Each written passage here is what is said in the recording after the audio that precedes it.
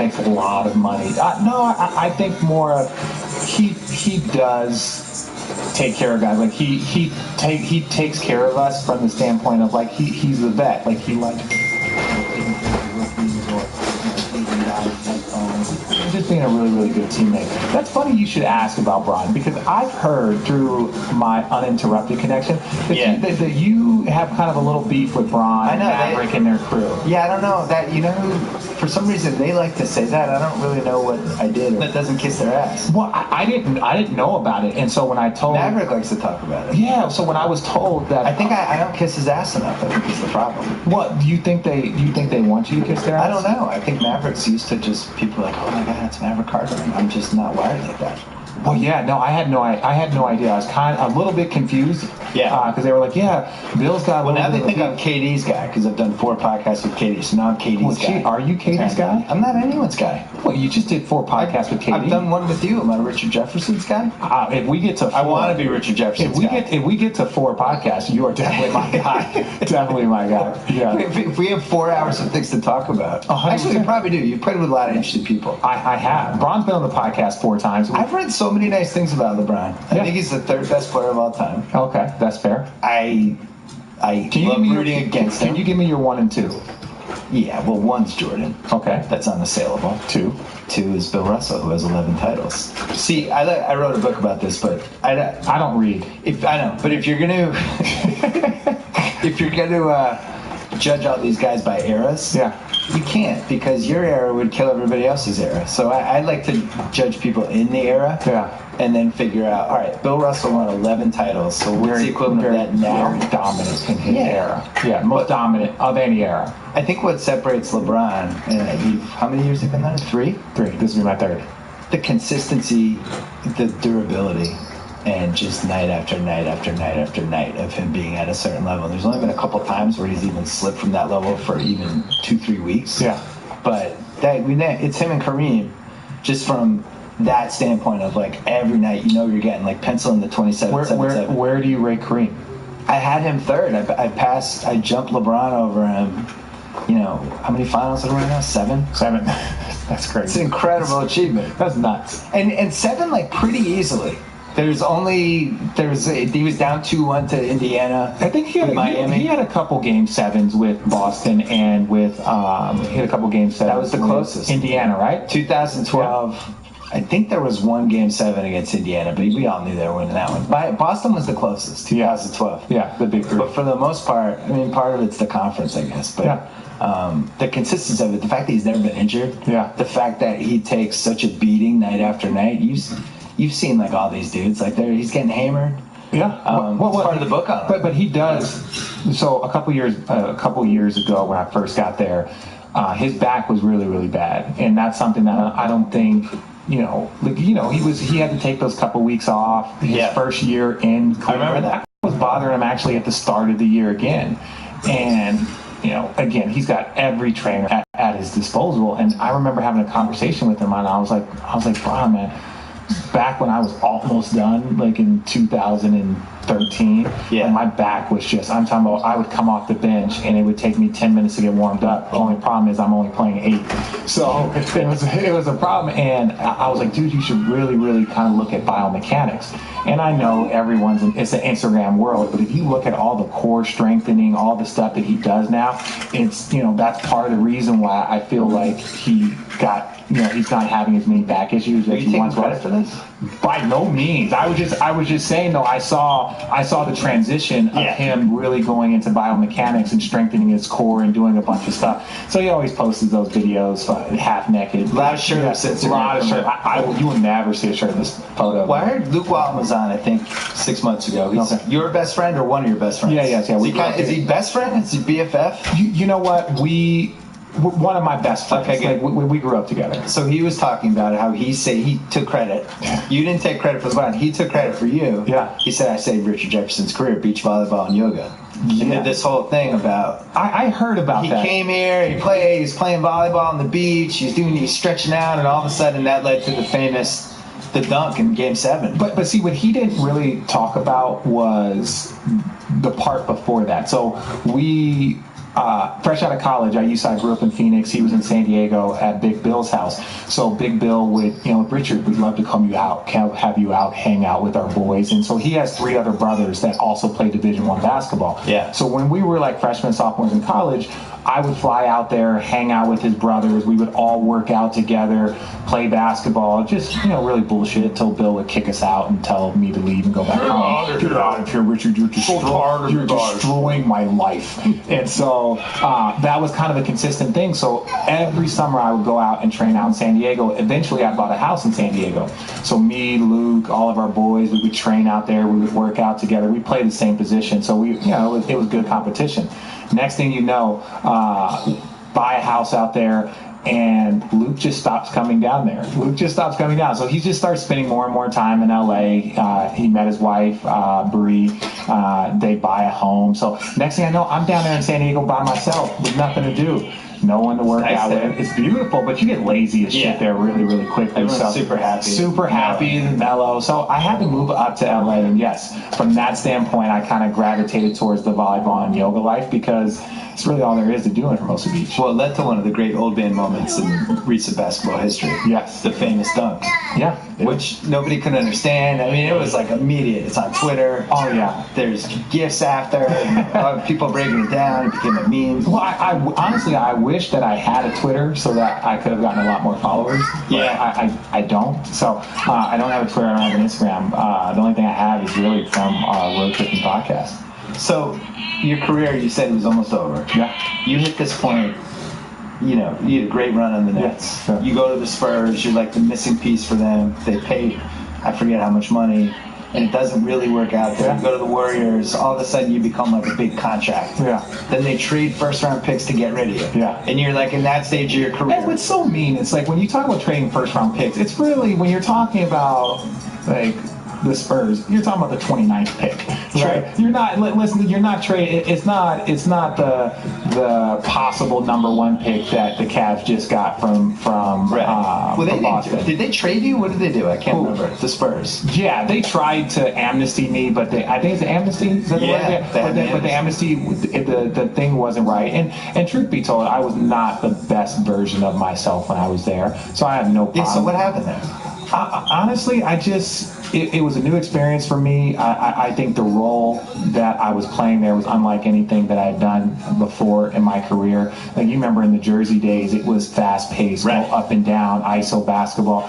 There, it's very, a lot of pick and rolls, and I was never a pick and roll player. So it was pick and roll with Tony, Manu, and then you had to post up with Tim's, and then it was like, Richard, stand over here. Stretch the floor. Stretch the floor. And that being said, the system has worked flawlessly for many, many years.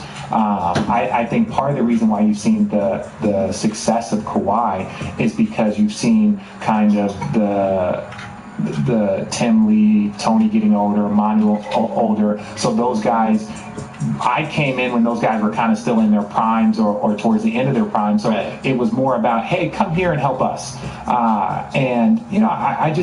I didn't handle it great.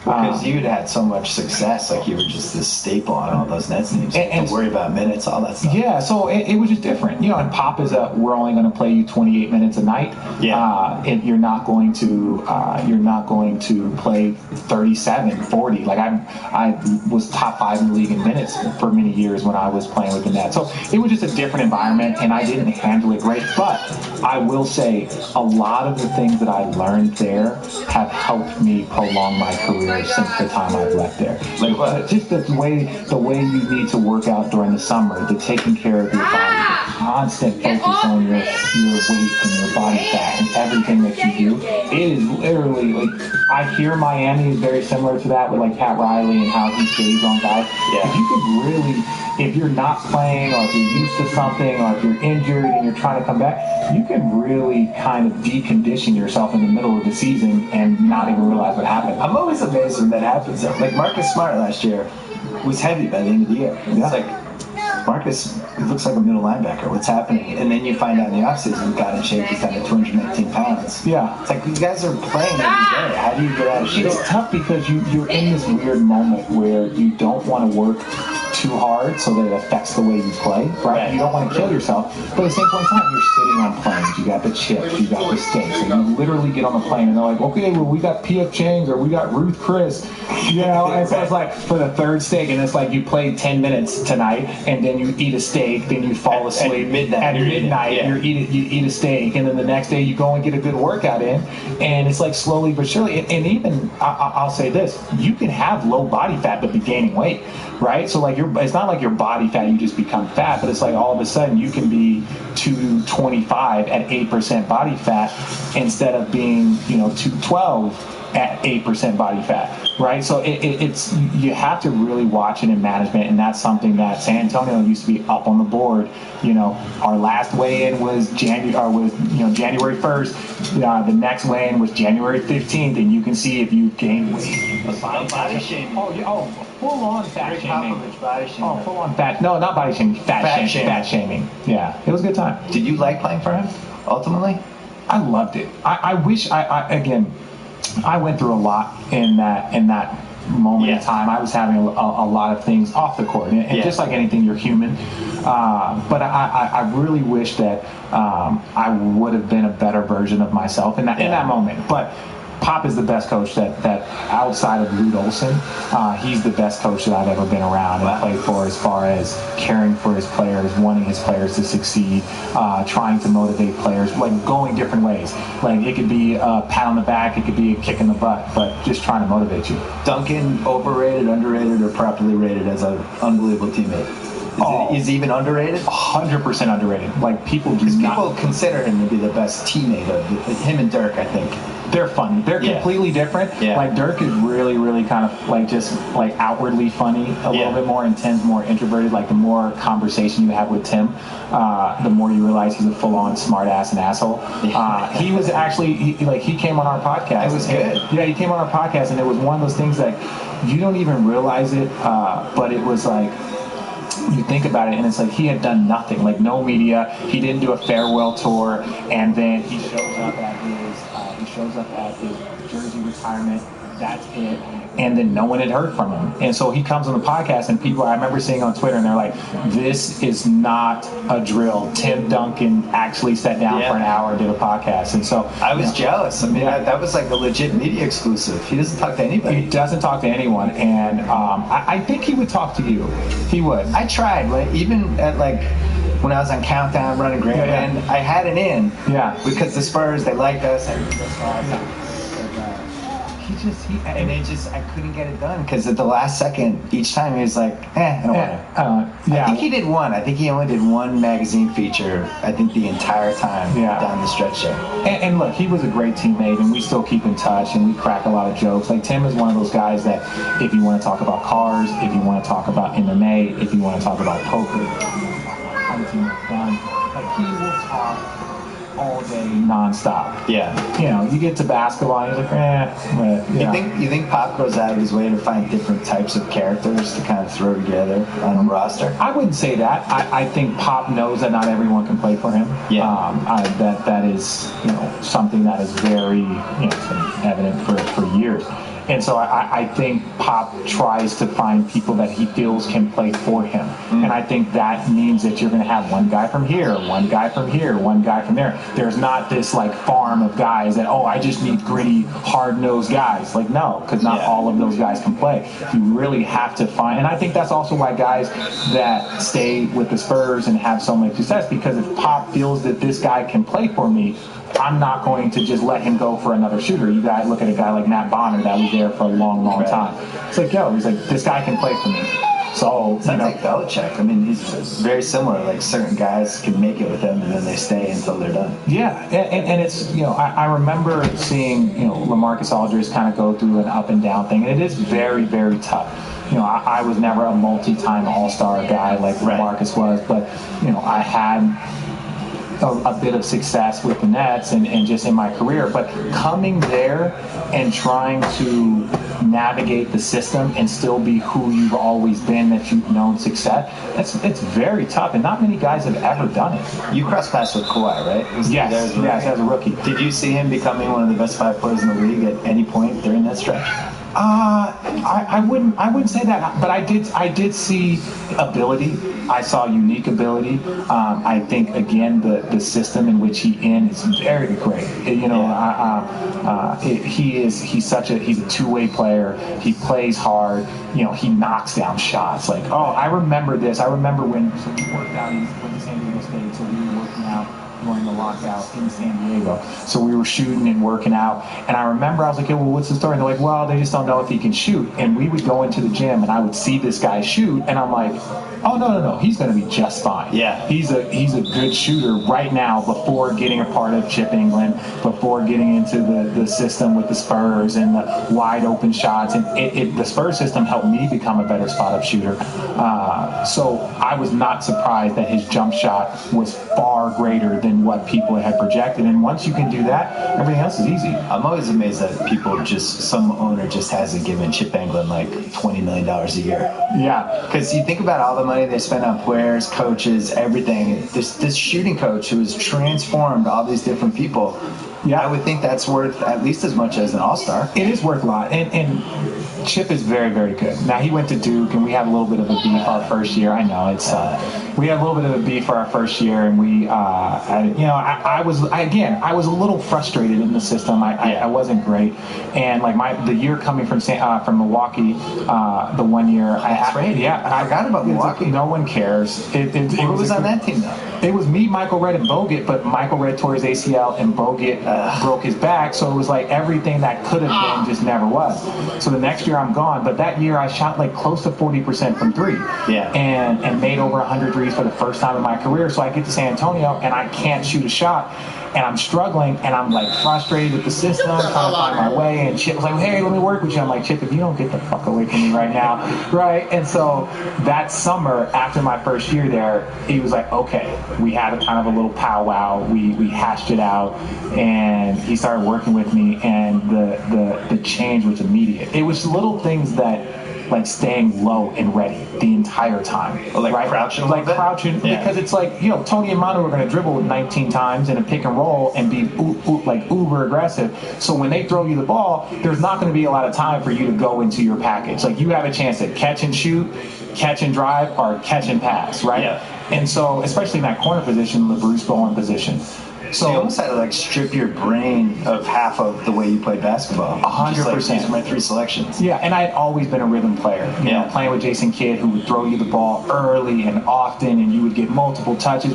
That was one of those ones where you would kind of chill in a wing or chill in a corner and not really know what was going to happen. So, that's something that Chip, best I've ever worked with, did for me, and just again prolonging my career. That helped with Cleveland. Yeah, helped me with Cleveland, prolonging my career in Dallas and in Utah, both places I shot over 40% from three, and it became kind of a benchmark, which allowed me to play a little bit longer. Like, yes, I still have athleticism that can be shown, but really my strength is being able to consistently knock down a jumper. Let's take a break to talk about Simply Safe. I learned something shocking from an FBI report recently. What's the average property loss from just one home break-in? $2,316. Crazy. One burglary over $2,000. Tally up all the burglaries in this country, it's worse. That loss number is in the billions. It's almost as bad as the fact that I can't say the word burglary. Burglary. It's a Boston thing. The GL and the R is tough for me. But don't be in that group. Rest easy knowing your home and family are protected with Simply Safe. A fully equipped home security system, Simply Safe protects every door and window in your home, motion sensors, entry sensors, a completely wireless system you can set up yourself without drilling holes in your wall, and professional alarm monitoring around the clock, ready to send police for $15 a day. For $15 a month. That's a much better price. You can be sure that your home and your things are protected. Go to simplysafe.com/BS and get a special 10% discount when you order today. Or if you want this home security system right away, guess what? Just go to your local Best Buy. You can get it there too. You have your home protected by tonight. Stay safe, my friends. Use Simply Safe. And now let's go back to Richard Jefferson. Go back to Jason Kidd. Yeah. So you go into the league.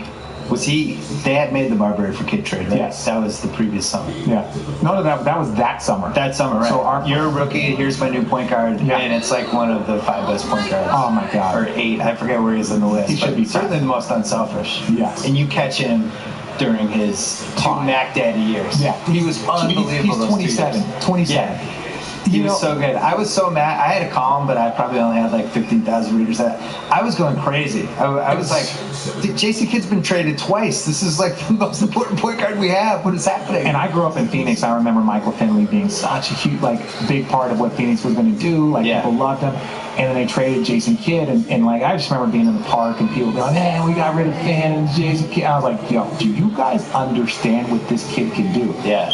And so fast forward, I get drafted. I actually met Channing Frye at Jason Kidd's basketball camp. That's how long I've known. Wow. Channing was 14, I was 17. We were kind of working out, just BSing a little bit. He was like 7 feet tall. He was already 100 pounds. He was already like 6'9" at 14 years old. So fast forward, me and I met Jason a couple of times, just being a local Arizona guy. He's a Phoenix Suns, again just a Phoenix guy, and so he gets traded right after I get drafted. So Byron Scott calls me, and I'm mad as shit, right? I work out for Houston. Houston drafts me. I'm excited. I get drafted 13th by Houston. They missed the playoffs. Was that Eddie Griffin?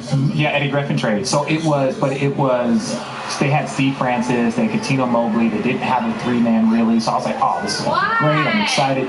15 minutes later, I get a call saying, hey, Richard, we've actually traded you to New Jersey. So Byron Scott calls me, and I had a shit workout for them. It was terrible. Yeah. So he was like, I'm pissed off. Byron's like, hey, well, we got some things that are going to make you happy. And I was just like, and he's like thinking to himself, I remember he telling me later, I can't believe I was literally trying to explain myself to a 21-year-old kid we just drafted. I was so pissed off. But I heard Jason Kidd got traded there, and I was like, oh, this is about to be epic. That trade did not work out, that Eddie Griffin trade for the Rockets. No, I think they gave up like 3 first-round picks. 3 first-round picks for him. And I vaguely remember this. Yeah, and getting older, all these trades starting to play. Well, you have a lot more gray than I do. I'm in my late 40s now. What do you want? Well, okay, you look old. If you didn't have so much gray, you have age. I prefer to call it white. This is what he does. No, well, I guess white people would want to call it white versus just calling it gray. But I could do the Dr. Pepper pot. I can't do that. Like the broadcasters who dye their hair that weird Dr. Pepper color. Yeah, but see, but if you grew out your hair, you have the most interesting man kind of like salt and pepper going. If I grow out my hair, it goes up though. Oh, that's unfortunate. See, if I grow out my hair, it just doesn't. Wait, go back to Jason Kidd. Don't tell me what to do. No, I was really getting into the whole Jason Kidd. You show up. Oh, you want? And he's like. First couple practices. Oh, first couple. You're running the wing, and you're like, "Oh my God, what is happening?" He was in the Olympics that year. I think he was in the Olympics. Not sure. Was that? What was your draft? 2000. Oh, so yeah. 2001. Right. So no. What happened was he had just had twins. So he had his twins. So he shows up to training camp right before. And when I tell you, the first day of practice, so it was Kenyon, Carey, Jason Collins, myself, Keith Van Horn, Aaron Williams. It was just a ragtag. Yeah, but at the time, we were, even with Jason Kidd, we were picked to finish last in our conference or second to last. They were like, oh, the addition of Jason Kidd will help them win 6 more wins, but that's going to put them below. I didn't feel that way. Oh, we crushed the Eastern Conference from start to finish. Plus, he unleashed Kmart too. Oh, yes. Another thing. Yeah. Well, you know what it was? We had help. Kerry Kittle, they didn't know he was going to come back as healthy as he was. Keith Van Horn was injured the year before. Kenyon hurt his leg. So there was help. We didn't have a lot of. So you played my team in the 02 playoffs, and we had the big comeback game where we came back from 24 to Celtics. Paul Pierce. Yeah, I know that. We couldn't score. We had 50 points after 3 quarters. We come back. But you remember Paul had 50 in the second half against us in the regular season. Yeah, he was Paul. That was probably the best version of Paul before he got to the super athletic. He was athletic before he got the old man game. Yeah, in the old man game, he crushed. You guys had some great high-level athlete battles, though. You were both young. We did, and he was a guy that, again, being from the West Coast, being an LA guy, but he went to Kansas, and so you didn't like each other. Well, no, I grew up kind of watching him from the standpoint of okay, so this guy's a West Coast guy. He went to Kansas. Jacques Vaughn's a West Coast guy.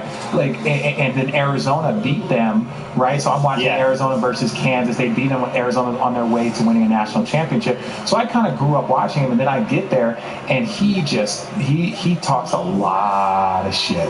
Especially with Antoine. Antoine was kind of his buddy. He was definitely the battery pack. Antoine couldn't always back it up, though. No. But he was always talking. Oh, Kenyon shut down that Antoine conversation very, very quickly. I was living in Boston back then, so I was going to those games, and Antoine was talking all the time. They sucked. But they did that year. They were really, really good. Well, because they fired Patino, who that was like a science experiment. Watching him coach multimillionaires, it was a disaster. Yeah. Then that thing was firing up threes. They weren't very good, but it was a weird era for the league. The talent pool was kind of shallow. Yeah, especially in the East. And so, Paul and Antoine, they were great. They actually, remember they brought in veterans, so they had Rodney Rogers. Was it Kenny? Did they have Kenny Anderson? No, it was Delkin Rogers. Delkin Rogers. They traded the rights to Joe Johnson for. Or Joe Johnson was on the team. Yes. They traded him after 50 games. That did not work out. Yeah, that was not great. The thing I remember about that series is the fans were really chanting bad stuff at Kidd because he had that incident with his wife. Yeah, and it was bad, uncomfortable. It was something that if social media was what it was today, it was bad. And they were throwing stuff at us. They were throwing pennies and batteries. It was bad. I cannot defend the crowd at all, but it made him mad, which made it worse. Yeah, and he came in the next game. And he unleashed holy hell. I mean, it was one of the best games. Game 4 was one of the best games I've ever seen anyone play. I'll say this until I play with LeBron. Now, I played with Tim towards the end of his career, but until I play with LeBron, I've never seen a person, like you see highlights for 2 minutes, you might watch a game, like, Jason Kidd, 1 assist away, or had a triple-double tonight. But when you see that every single day, and especially in the playoffs where he could rest for 2 days, the shit that this man could do on a daily basis and the way he could dominate a game nonstop without ever shooting the ball, I don't know if it'll be seen. Like, I just don't know if it'll be seen anytime soon. I'll never say never again, but even Russell averaging a triple-double and averaging 30, LeBron, what he does. Yeah. But, like, Jay is a guy that just didn't really score that much, or just that wasn't his focal point, just dominated the game. I don't know if we'll see him specifically again, because whatever version of him in the mid-90s when he's going up the ladder, now he would just be shooting threes 5,000 times a game. Back then he couldn't. He was pretty good one of the years with the Nets, one of those title years, shooting threes, but was never really that good. But I think he would have come into the league as a finished product, as an outside shooter. Yeah. And it would have changed how he played. I don't know if he goes to the rack the same way. Well, everyone scores now. Everyone wants a scoring point guard. Like, that is, there's so many guys out there that I look at the Steve Nashes, the John Stocktons. John Wall is a guy that I really, really like. He's pretty, especially in the half court, super unselfish. Yeah, very, very unselfish. This is the hope for Lonzo, right? If Lonzo can be that Jason Kidd distributor type, he's not the same athlete. No, and I've actually had people ask me about kind of the old Nets days. Like, what did you guys do? Like, how did you guys run? Because outside of, like, Steve Nash, who they shot a lot of threes, like, we were one of the last teams that sprinted for layups. Right? Like, we were just, no, you don't stop for a three. If you're in front and there's 2 guys, you run all the way through to the other side. Typically, defenders will come with you. It was kind of like, we would call it like the hockey assist, where you would run through and maybe you didn't get the ball, but that extra pass allowed your teammate to get it. And it's crazy to say this in 01, 02, and even kind of, the next few years, we were one of the last teams that specifically ran just to get layups because we had Jason Kidd. But teams now, Ron, you veer out to the 3-point line, and you let guys either go one-on-one, right? Like big horses like Russell Westbrook or John Wall or LeBron. You let these guys go one-on-one, and if people help, then they can distribute and kick. So the game has changed, but I think if you have a guy like Lonzo who can push the ball and can do this, but you might not necessarily want him going one-on-one in for the basket, you're going to need guys to run for layups. Kidd had that. They actually had to change the charge rule for him because he was going to kill somebody at some point. People would go up and he would just, his feet were so fast. To this day, I've never seen anybody be able to do that like that. He would be able to go right to the spot and just stop his body like a Matrix. He was, and they had to change the rule. They had to put the circle further out so he didn't kill somebody. He was as special of a player as you will ever see. I remember Giannis he said coach got after him, JK got after him about something, and it's a random story. I don't know how much truth it is. There's always it's true. He didn't know he was a point guard. He didn't know it. So Giannis goes. He says like, yo, who's that? Blah blah blah. And again, Giannis is young, and he goes and looks at the guy's resume. It's like, who is this? And it's like, you type in Jason Kidd, basketball player, 14-time All-Star.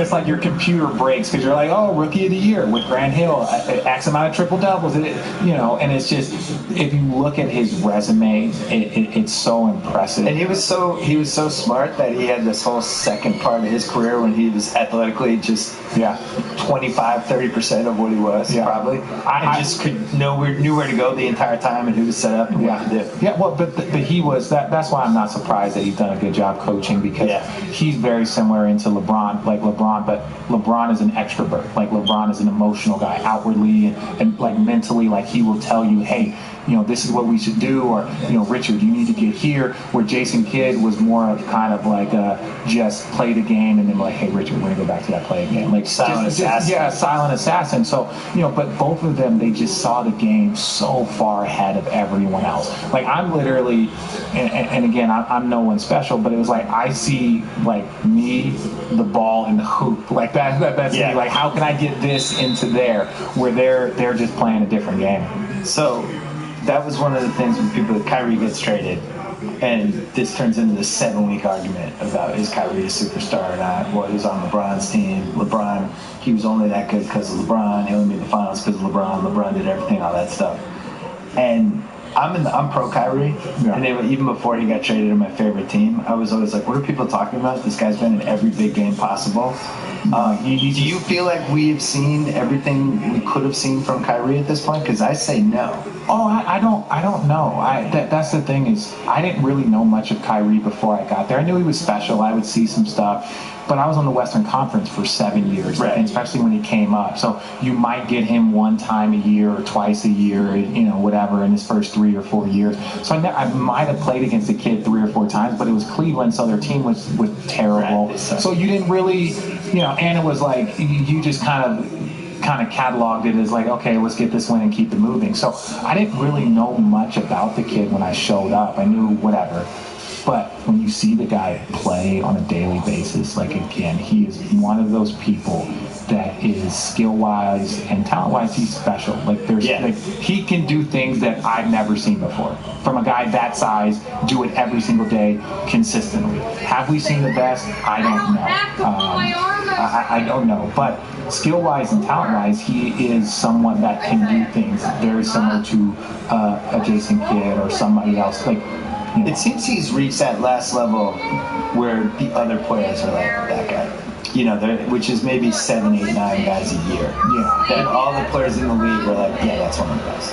He does things that we can't do. We don't yeah. No, there's no doubt. Like when you would see LeBron look at him and be like, God, really? And again, you're looking, and I say this being in this league for 17 years, like I've watched, so many guys at their prime, at the end. Like I played against John Stockton. I played against Hakeem Olajuwon. Like I played against so many guys. And he does stuff with the stop and start and his ability to hit shots off the dribble with the left hand, with the right hand, the floater, this high off the glass. And they never get blocked. No, and it's even if it does get blocked, it's 1 out of 1,000. Like it probably slipped out of his hand at some point in time. But it's just you see things in his body control, and there's just so many things that he can do. And I don't. No one really knows, the whole how this all came about with the trade and stuff. But well, the case against him as a franchise player is he was in the cushiest spot where LeBron, it's like he didn't have the weight of carrying a team every night offensively.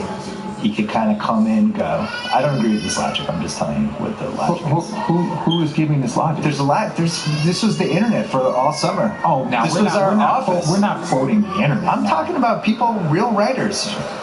People like Howard Beck, who I really respect. Okay, there we go. Give me a name. He laid out this whole case. Okay. No, he laid out the pros and cons. And these executives that he quoted in the piece were like, he's not a superstar. He's not good enough to carry the team.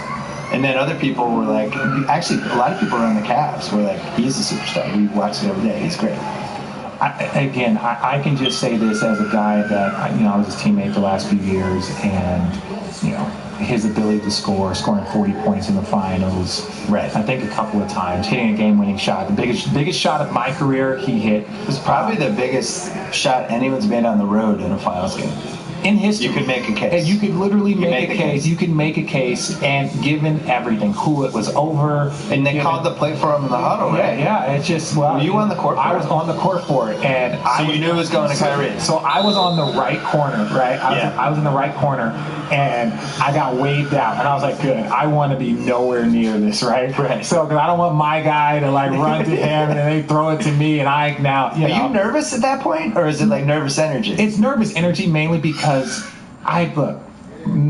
you played a lot of games and finals games. So my backstory is like I lost in the national championship. We had a great team. We underachieved. Then I went to 2 straight finals right away. I was on the debacle that was the 2004 Olympics. Oh, God. I won 61 games in San Antonio, and we lost in the first round. So I've had so many kind of heartbreaks, and I wanted it so bad. So it's just like in that moment. That's why you dunked 3 feet over everybody. I was like, I wanted it so bad. So I wouldn't. Nervous is not the right word. Yeah. I think it's more of just like that energy, like when you when a little kid has a puppy and they squeeze it so much, you're like, I love it. That was kind of it's an unbelievable game to rewatch. Yeah, it is. Because Ezeli has to come in with like 5 minutes left because Barnes just checked out. Yeah. And LeBron puts the 6 straight points on him basically, and that crowd gets nervous. Can you feel when the crowd gets nervous? Well, I said this not too long ago. That is the only environment playing against the Cavs that the Warriors fans will ever get nervous, right? And vice versa. Yeah. Cavs fans, the only time. So you watch Cavs have all, the Cleveland fans are all day long. Oh, we got LeBron. You watch a game like we go 12-1, and we really should have gone undefeated through our conference. And you watch the game, and the Cavs fan are eating popcorn, like, oh, great dunk off the glass. And same thing with Golden State. They're cruising, but the minute LeBron walks in that building and they see this man do these things, you're like, oh, okay, we've never, okay, this is a little uncomfortable. And vice versa. Like the minute KD comes in there and he starts doing things, that's the first time that both sides are uncomfortable, and it's only when you play against each other. So like, you feel the energy. That whole Warriors starts going, Warriors, come on, guys. That's really the way. You see a bunch of rich people sitting courtside starting to look nervous. I paid $50,000 for these tickets, but they are a great team, and to see what Kyrie and Bron and our team was able to do, 2 years ago, and I felt like we left a lot on the table. Not to take anything away. I was going to ask, 3 straight finals. Do you feel like you should have gotten 2? It's tough because, again, you have injuries the first year, right? And Andre Iguodala plays great. First year was probably your best chance because they hadn't been there before. And I was not on that team. I didn't show up. This is so I show up. I just say Cleveland's best chance. Well, only include me. I'm 1-1 versus the Warriors. So nice. But no, you're right. I think so. I remember actually texting Luke when they were down 2-1, and before I knew that I was going to get thrusted into the whole drama, I was like, oh, you're going to be fine, relax. Like Dellavedova's playing out of his mind. Like he's not going to be able to do that for like 5 straight games. Little did I know, like Delly almost died. Yeah. Like of exhaustion playing so hard. And it was, but that's the way it goes. Like you don't understand. Like for instance, the fans don't fully grasp it. We lose 4-1, right? We didn't play great. We really didn't play great. We didn't play. Yeah, they built an excuse with the Kyrie injury, all that stuff. No, are you talking about this last one? I'm talking about the last one. Okay. This last one. We didn't play great, but we have, KD hits that huge shot in game. I was going to say that series was. I went to 3 of those games. That series was way closer. It was way closer. Remember now. Like Kyle, who is one of the great shooters in the history of the game of basketball. Like in the history of the game, he has a good look. It doesn't drop. That's part of it. Or even 2 minutes before, JR has a wide open 3, and he takes the hop step to the left. Yeah, and missed it. But if that goes in, the game's over. And then KD hits a tough shot over LeBron on a triple up.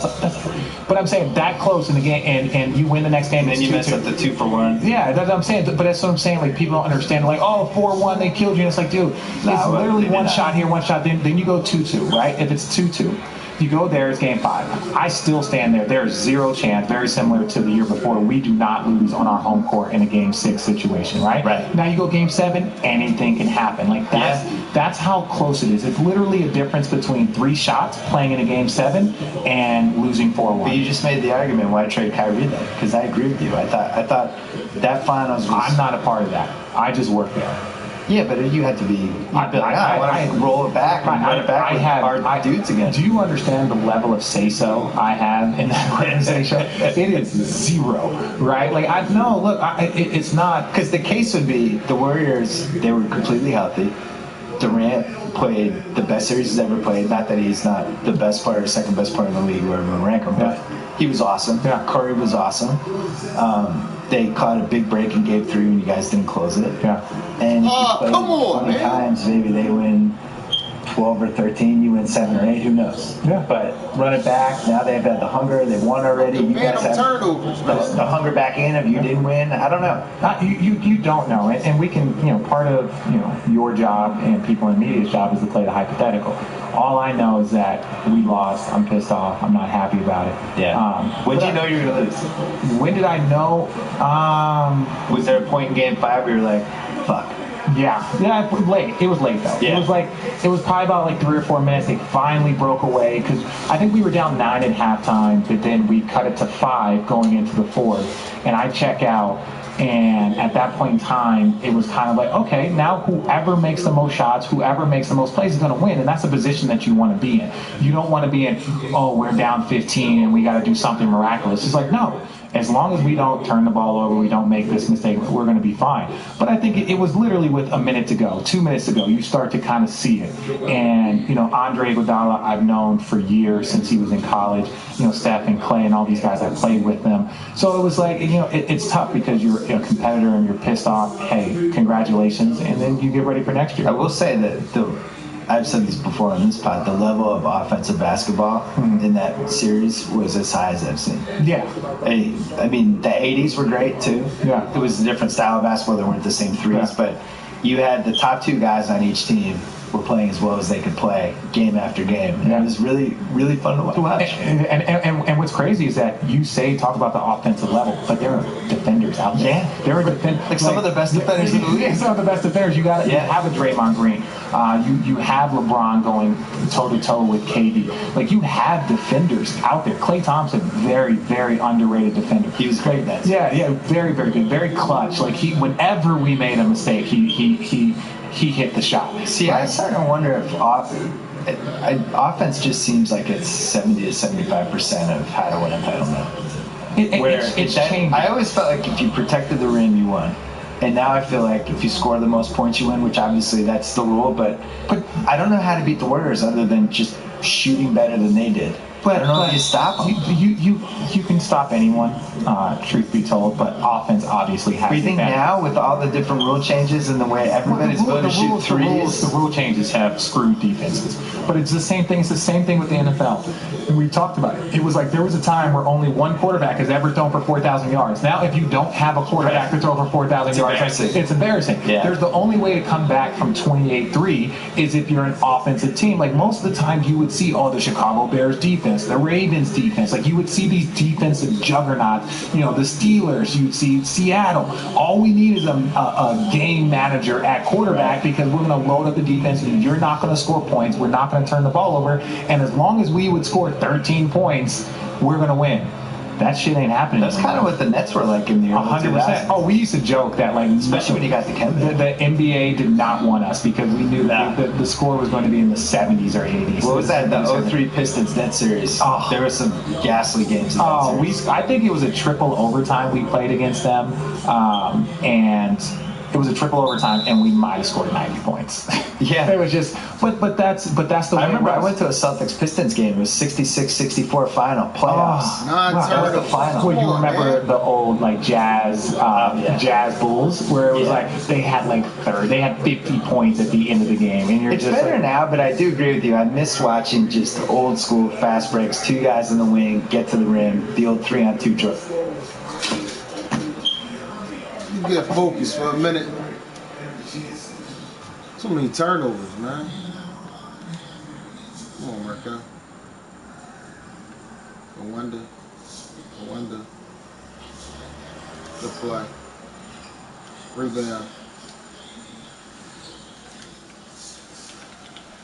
Let's go to Ben. I'm at B.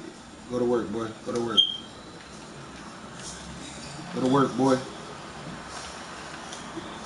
Feed the machine. Let's go, JoJo. Nah, that's all. Ain't no shooter. Ah! Damn! I ain't see that motherfucker there.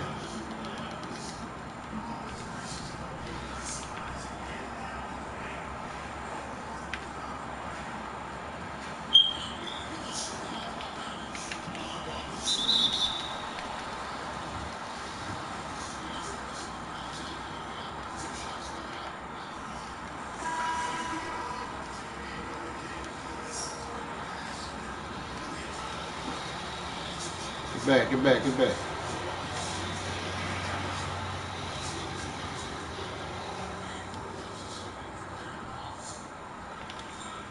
Switch.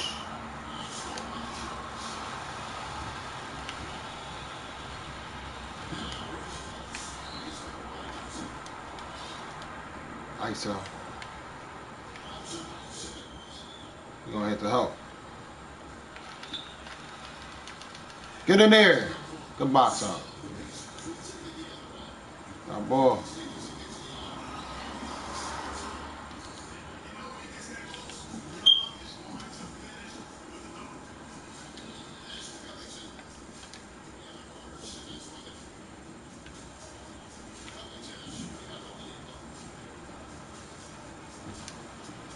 Mouse in the house.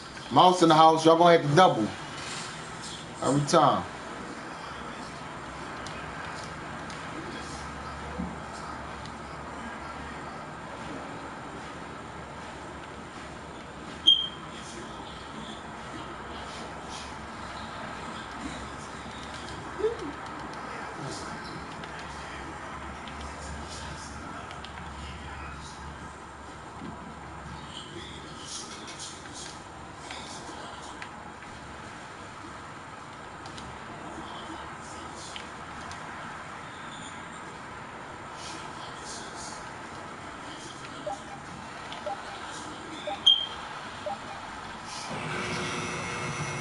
Let's go, JoJo.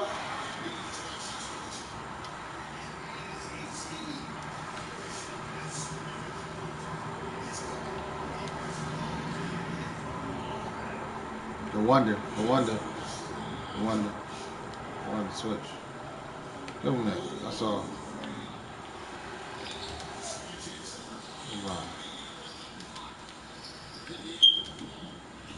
Good block. Let's go, man. Go back. Go back, JoJo.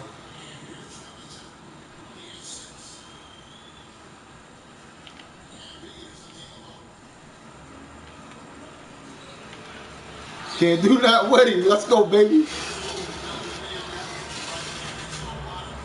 Oh. Who hurt? Not JoJo.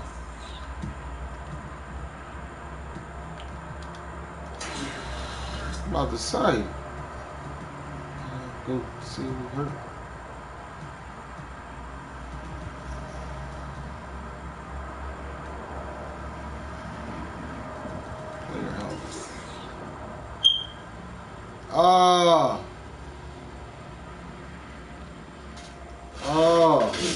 Be hurt.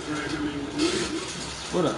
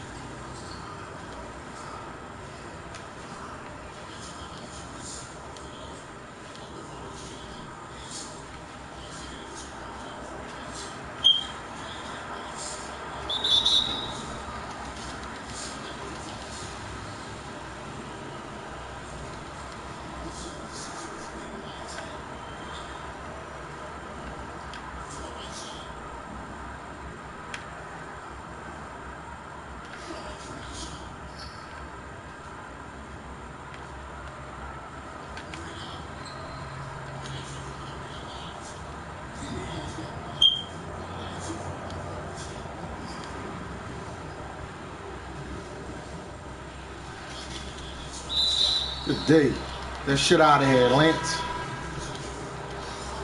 We lock up. We lock up over here.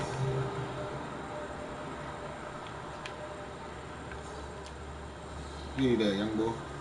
Give you that, Glenn Robinson. No wonder.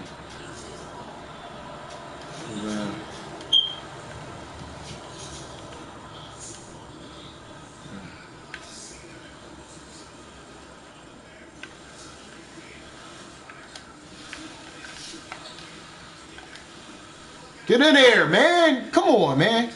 You're not missing that.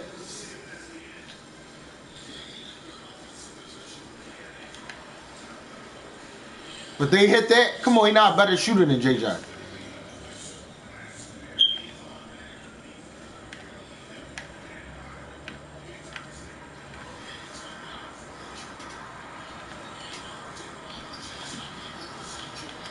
Not a better shooter than JJ.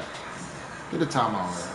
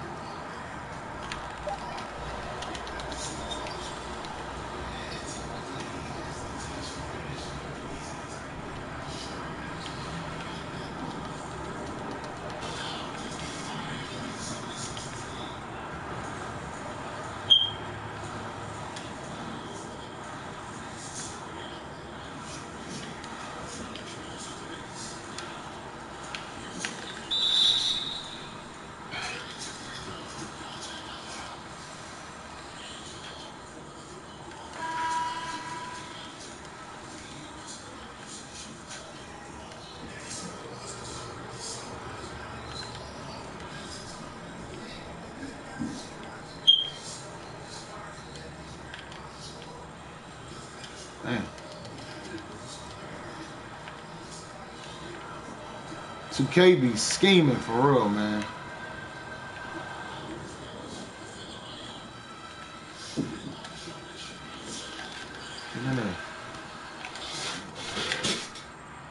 Yo, wide open shots, man.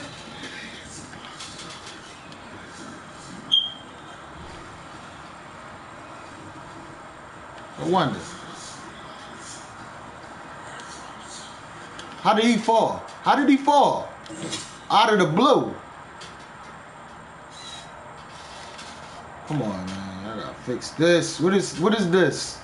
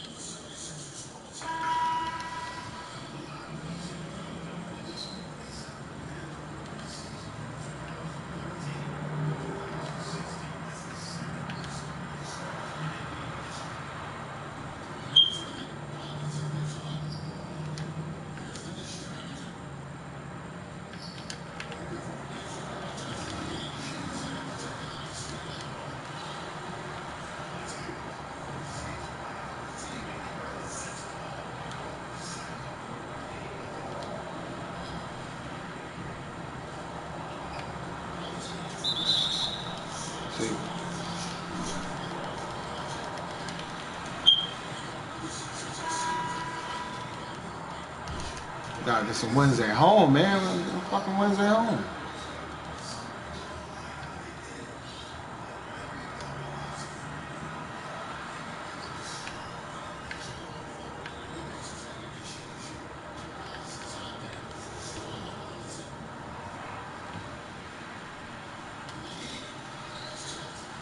Oh.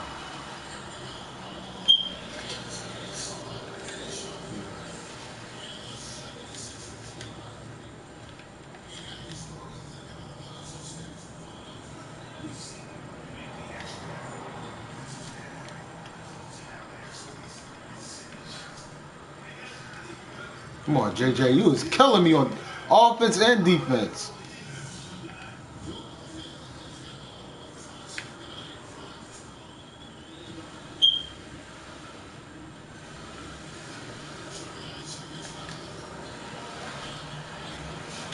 Thank you. The wide open joints you missing.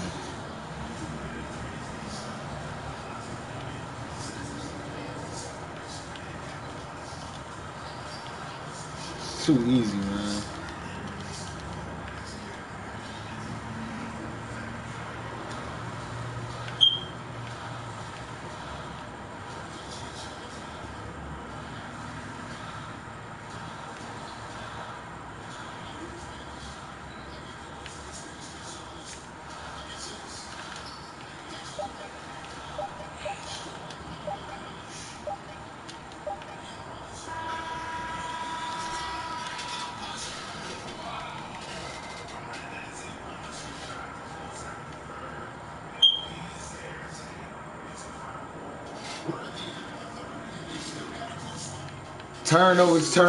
Turnovers, man. Hey.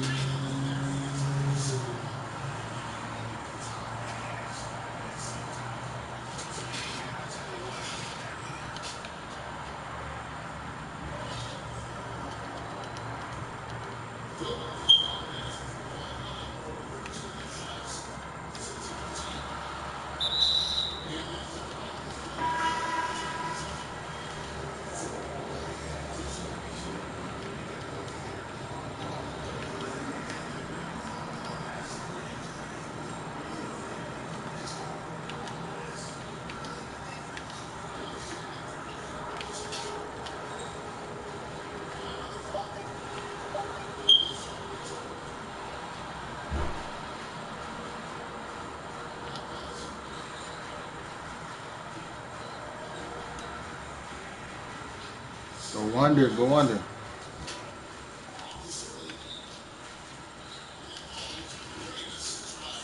What are you supposed to be doing?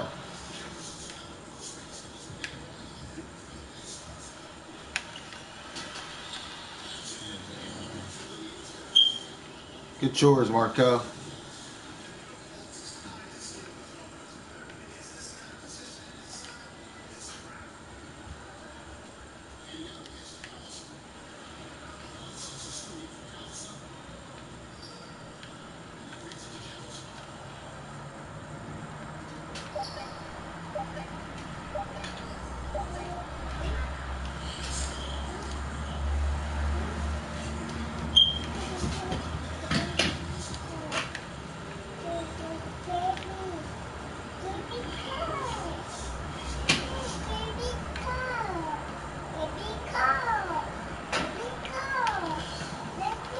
Go straight up. What was that? Stop ball.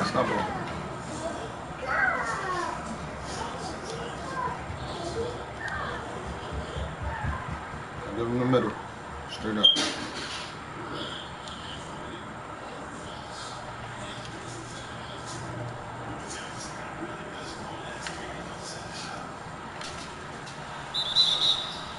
And one.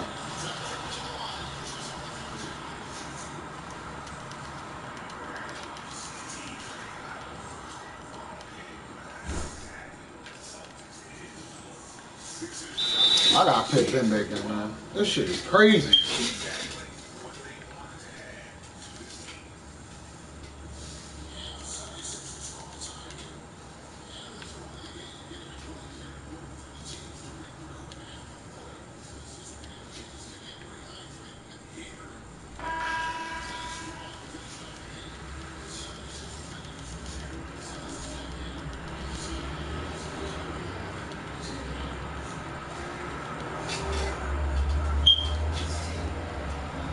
What was that? I never shot, man. Fucking bullshit, man.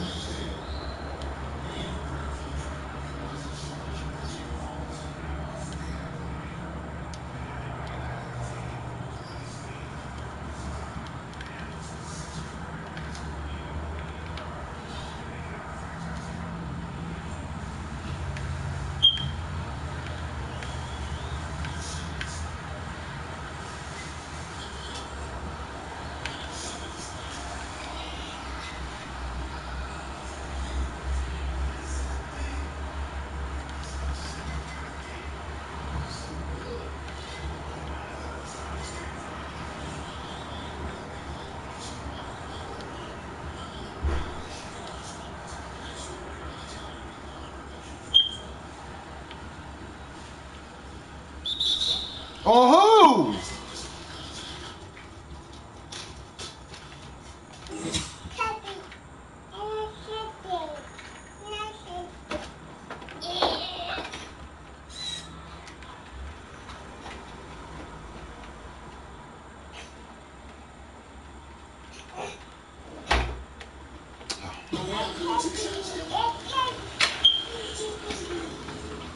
Gotta get some stops. You ain't got no assist, man.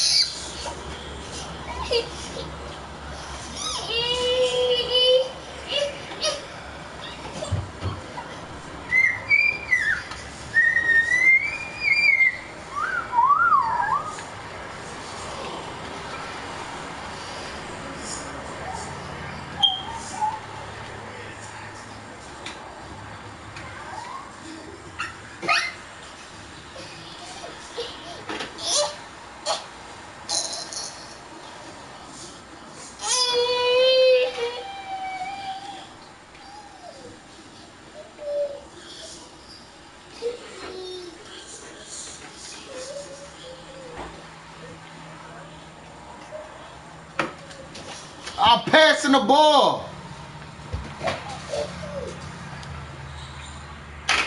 Shit.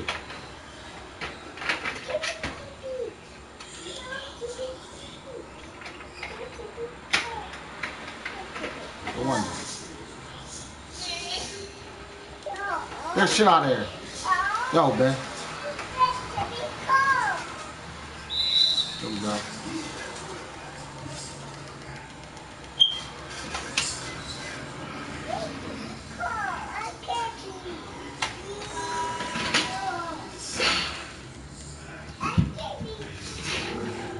Ah, missed two of them. Yo.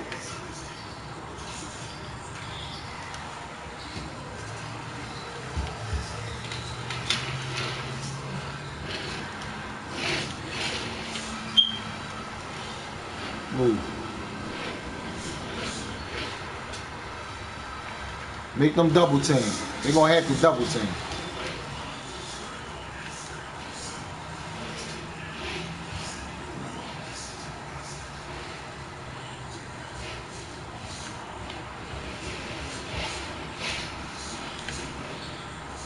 There, rebound.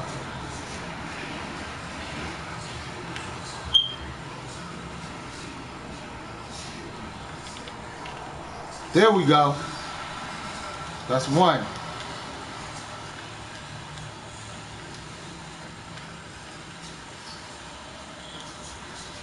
We ain't worried about that. Shut up.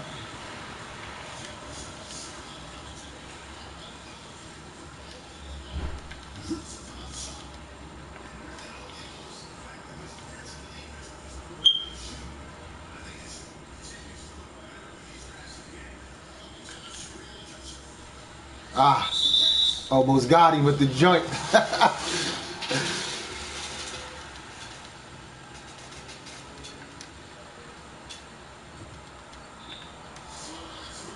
Get him out of here.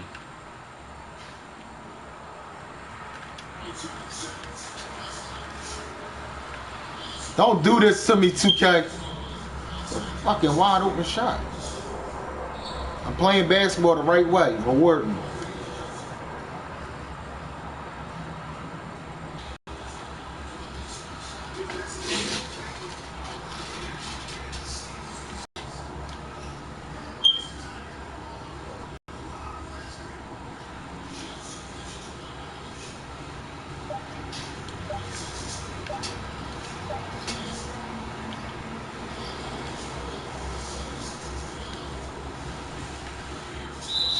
And one.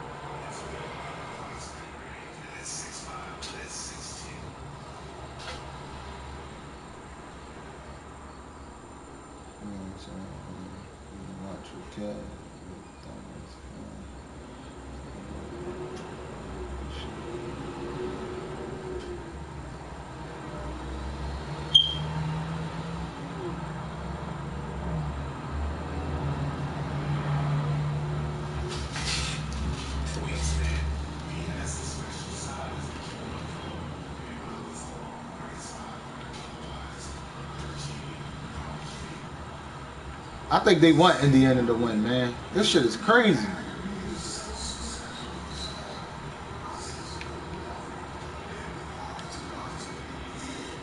Go. We ain't worried about owl diving.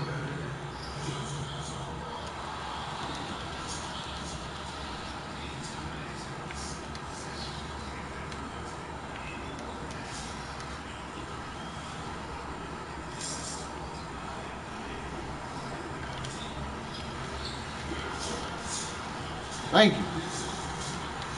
They got a double team.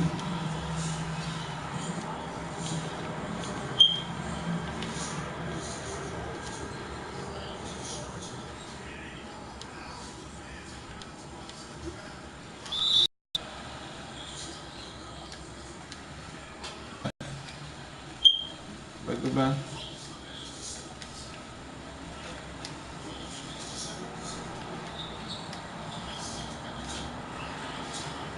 More Rob.